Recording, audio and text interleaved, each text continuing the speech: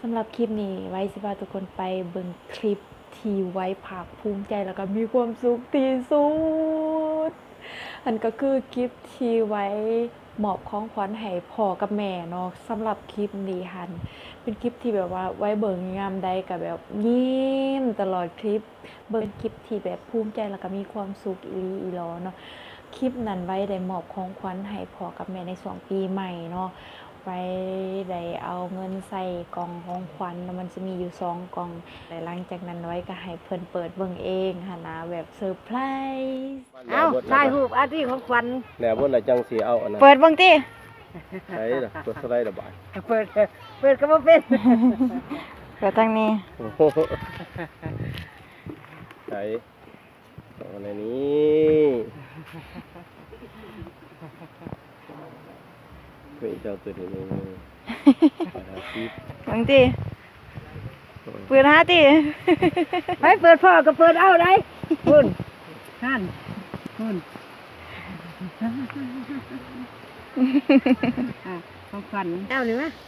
อุ้ยงามแท้ๆแม่ บ่ฟ้าวดึงอันนี้ดึงออก โอ้ของขวัญทางให้นี่ให้ดีมีแฮง ดึงออกเลยติ มัน ดึงออกเลย โลภะของขวัญให้ดีมีแฮงเด้อเลยของขวัญไม่เท่า ก็อีกอ่ะเอ็นกอดอีเด้อ นี่ มา คนเห็นแล้วบ่สีหน้าของพ่อกับแม่เวลาได้รับของขวัญจากลูกคนหนึ่งหั่นนะเพิ่นสิมีความสุขแฮงถึงว่าของสิ่งนั้นมันสิบ่หลวงบ่หลาย แต่ว่าเพิ่นก็ดีใจที่ว่าได้รับจากลูกคนหนึ่งหั้นนะบางคนอาจสิคิดว่าโอ้ยเงินส่ำนี้เล็กๆเลยน้อยอีสังบ่มีความหมายแต่สำหรับไว้แล้วมันยิ่งใหญ่อีหลีเนาะกลัวไว้สิได้มาส่ำนี้หั้นพ่อแม่เมื่อยแรงอีหลีในการส่งเสริม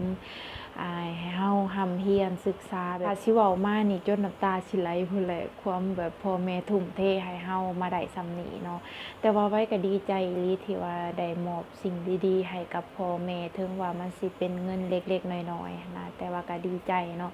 แต่ว่าสิพยายามเฮ็ดให้เพิ่นภูมิใจหลายกว่านี้แล้วก็เทื่อหน้าก็สิพยายามให้ได้หลายกว่านี้ว่าซั่นซะ แล้วสำหรับคลิปนี้เนาะก็แม่นสิเบิดเพียงเท่านี้เนาะถ้าว่าผู้ใดมักคลิปนี้ก็อย่าลืมกดไลค์กดแชร์แล้วก็กดติดตาม ที่สำคัญอย่าลืมกดกระดิ่งนะจ๊ะเพื่อสิบอพลาดคลิปวิดีโอใหม่ๆที่ไว้อัพลงเนาะสำหรับมือนี้กะขอขอบใจหลายๆบ๊ายบาย